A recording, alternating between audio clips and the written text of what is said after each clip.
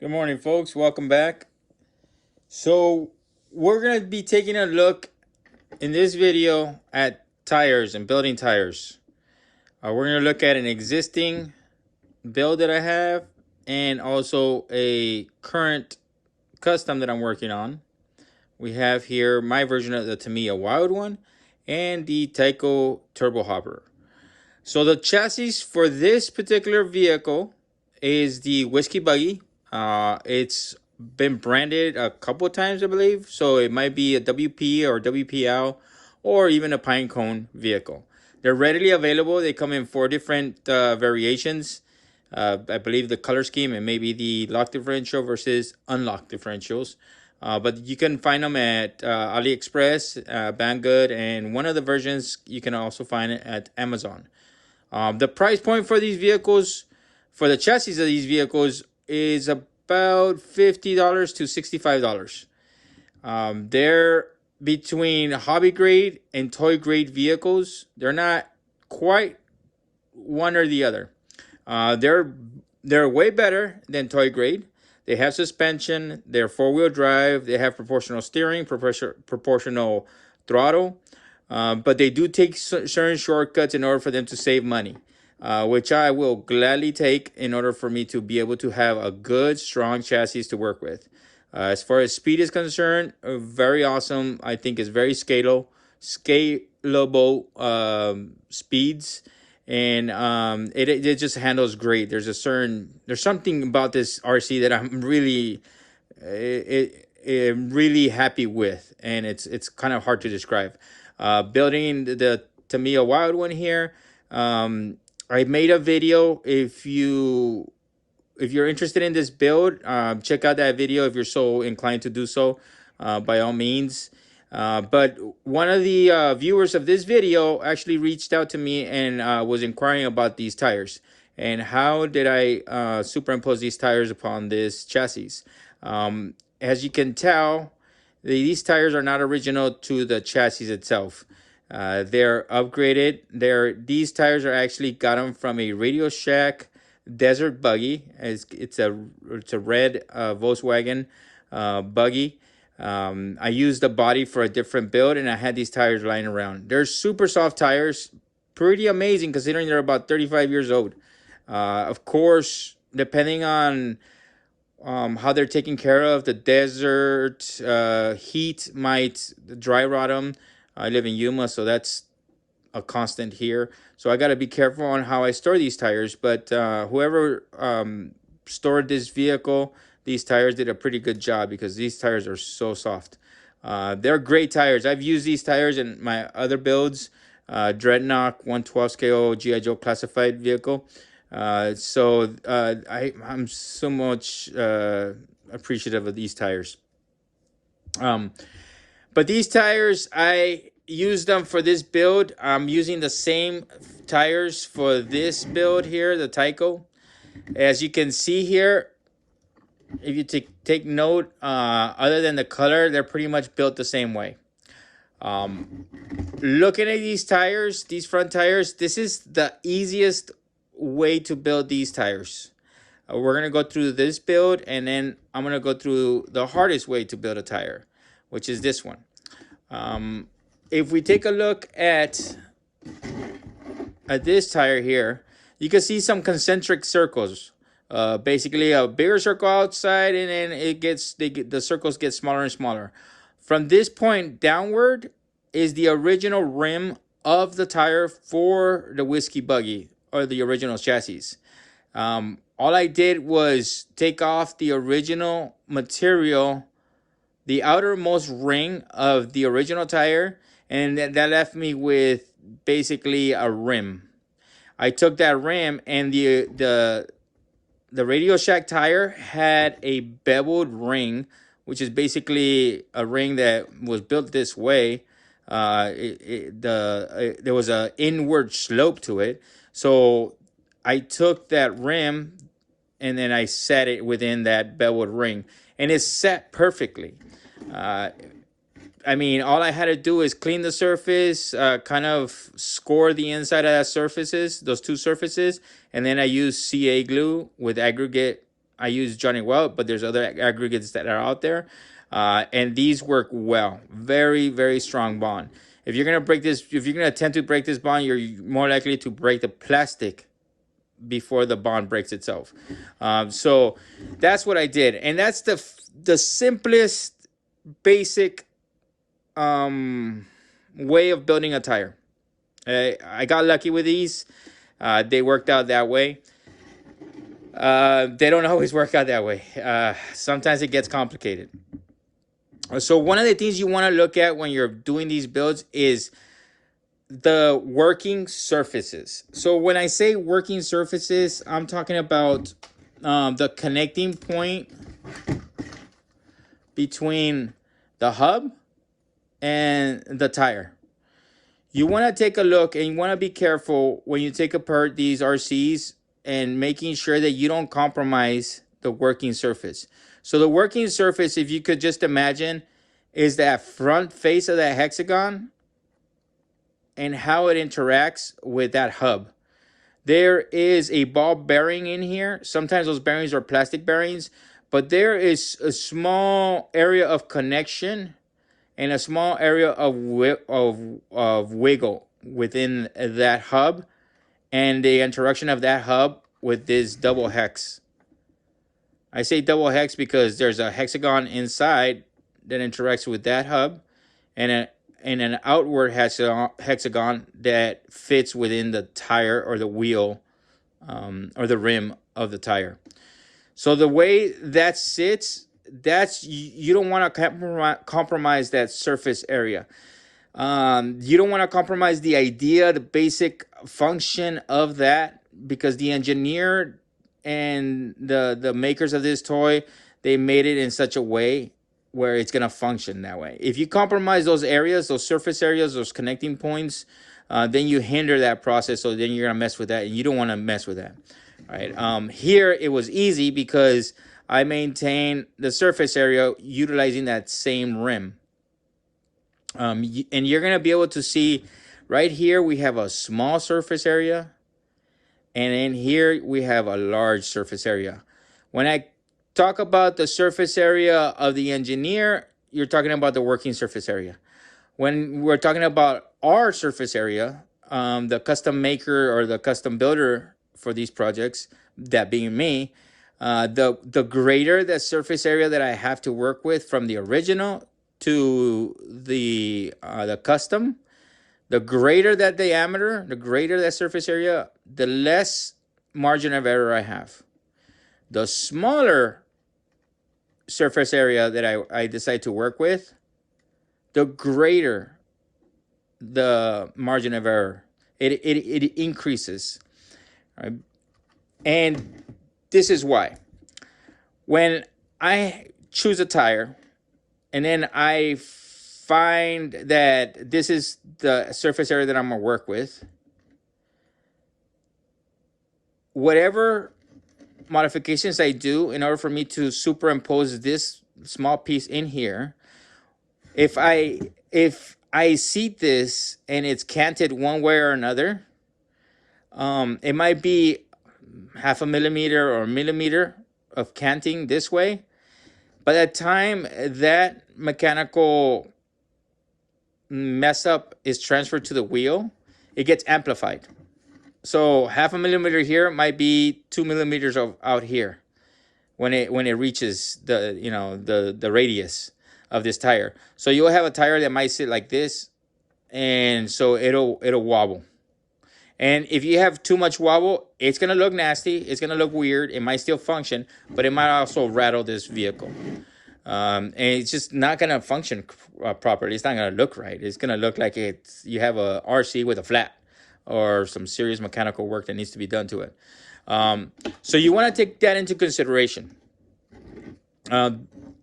As much as possible, try to maintain the integrity of that tire, the original tire, and then superimpose it onto the tire that you want. But sometimes you can't do that. Sometimes the tires, they don't match up. like this one.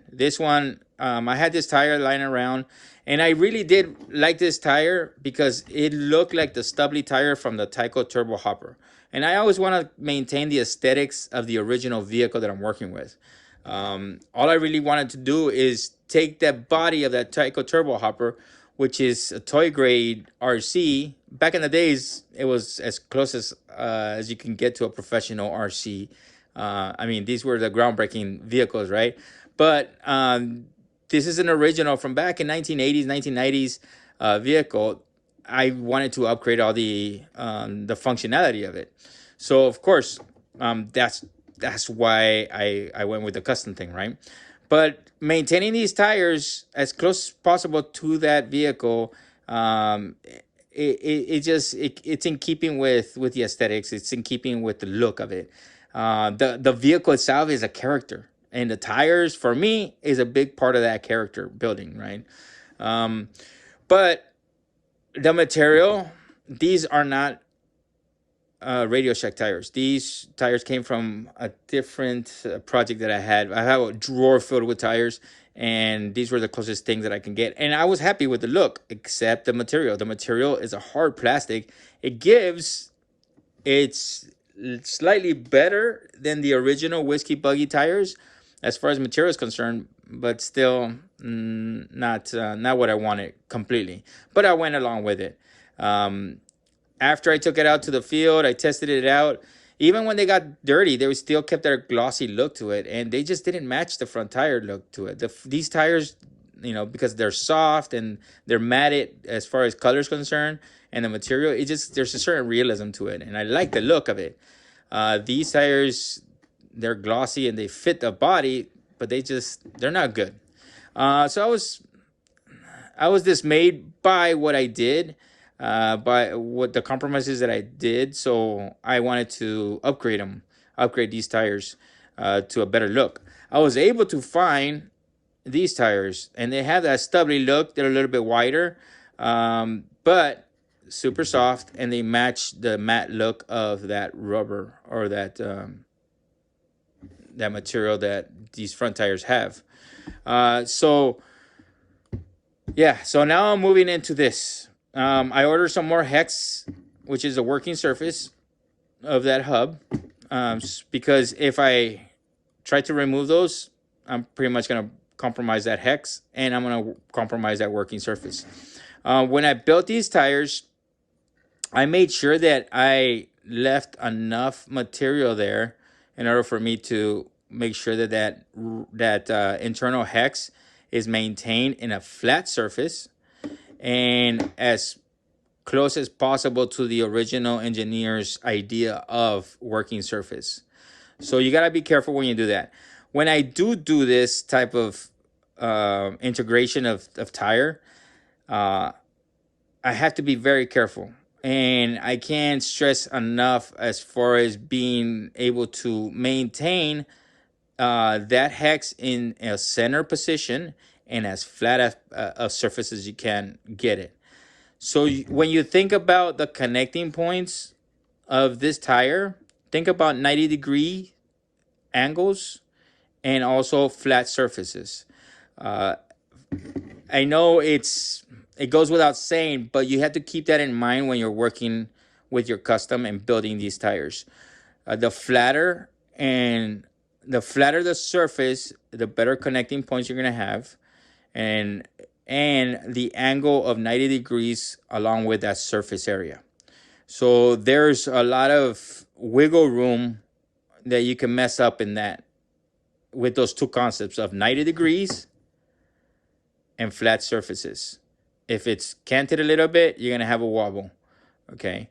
If it's canted any particular way, if you cant that surface off of the 90 degrees, then you're going to have a wobble.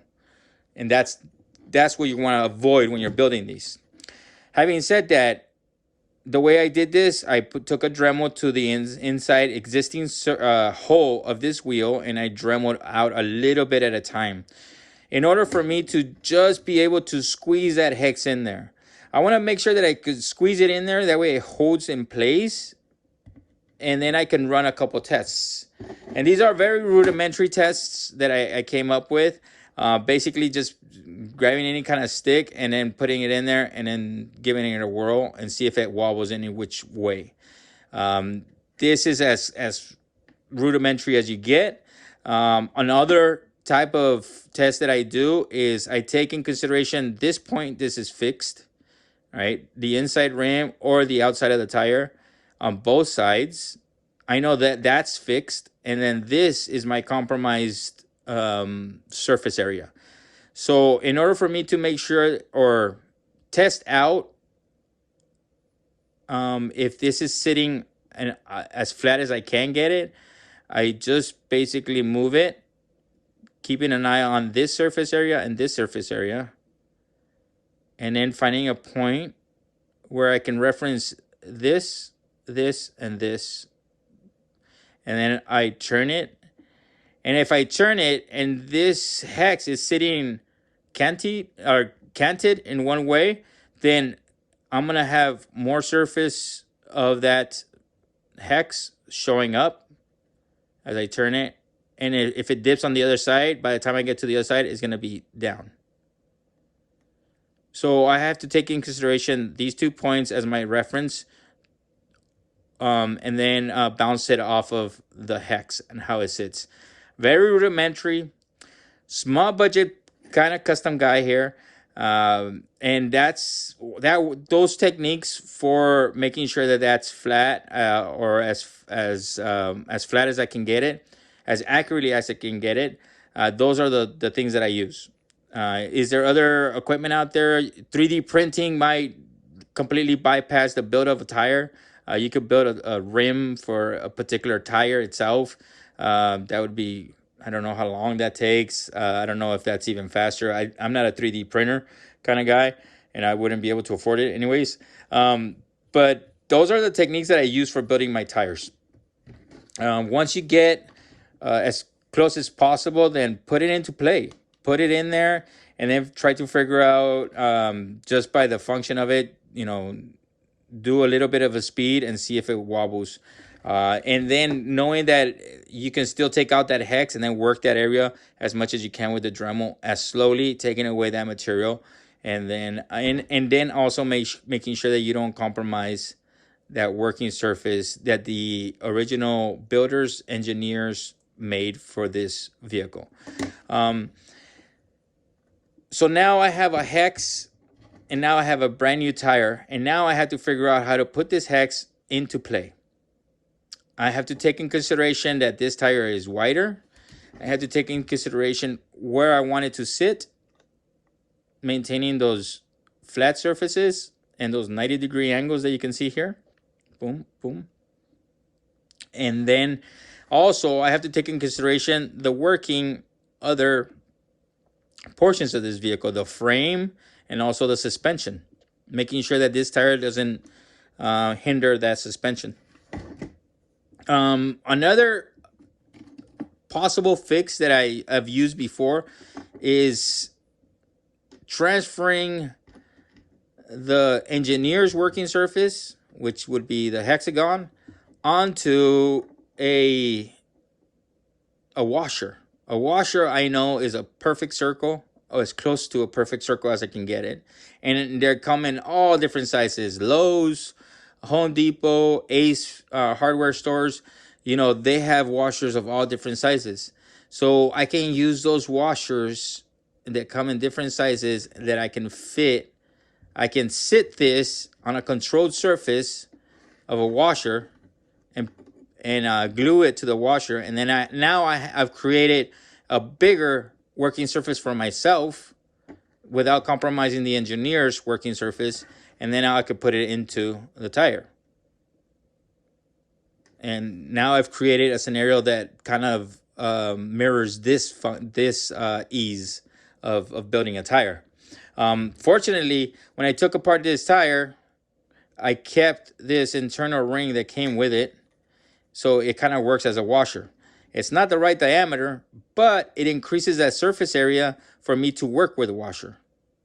I could also use this and this surface area, so I can grind down this internal ring, and then now I have this connecting point that I know has been mechanically and engineered to be flat surface compared to all these other rings. And that's what I'm looking for. I want to maintain the integrity of the wheel as much as I can, but work with the material that the engineers have engineered for you that are calculated down to, I mean, micromillimeters as far as accuracy is concerned. If I try to grind this as perfectly flat as possible with a Dremel and a cutting disc, as close as I can get it, I'm never going to be as accurate as the factory and the engineer's accuracy. So use what you can from the original tires, whether it be coming from the chassis itself or the new tire. And if not, then you basically have to come up with your own solutions to modify the tire. Keep it in mind that those working surfaces are the ones that are the most important, and those connecting working surfaces. That's as best as I could break it down. That's again, there's no particular recipe or formula for building a tire, because whatever tire you choose for your RC to modify the tires, they're gonna be specific to your build. But as far as the concepts are concerned, and things to keep in mind is 90-degree angles, flat surfaces. Don't compromise the engineer's working surfaces, and create the bigger the working surface you create for yourself without compromising the engineer's working surfaces, the less margin of error you're going to have. The smaller working surface you have, the greater the margin of error is going to become. So you got to be careful on those. Keep those in mind when you're working. And again, take whatever you can, and hopefully this helped. This helps your builds, your customs. Take whatever you feel is can work for you, and throw away the rest. And just keep in mind that, you know, this hobby, I'm not sure about you folks, but this is fun. Sometimes it gets frustrating. Sometimes that problem solving does get frustrating, but part of the fun is problem solving, and it's intended to be fun. So don't forget to have fun. Walk away from it if you can't solve it the first day, and chances are, you come back the next day and it'll be cleared up a little bit more. Sometimes when I work on these projects, I put them all away because I have multiple projects going at once. I put them away for sometimes a week, and then I come back to it. Sometimes longer, but that's just my process. And always be hunting, always be looking for different techniques, always be looking for different materials. Goodwill, I'm big believer in Goodwill. Cheap parts, sometimes you find hobby grade RCs out there. Just have fun with it. If you folks have any other questions, if you folks have any comments, feel free to leave them on the YouTube channel. I'm not too technical, so as far as technology is concerned, you folks know I'm bare bones. Even my videos, I don't do much editing on these videos. I do a lot of takes that you folks aren't aware of, but I'm not too great at editing, and I'm okay without doing that. You're just gonna have to kind of suffer through my tangents like this one. So, all right, folks, leave me a message. I'll try to answer you as quickly as possible, and I'll try to answer your questions, and I'll try to clarify all my techniques as best as I can. Have fun out there.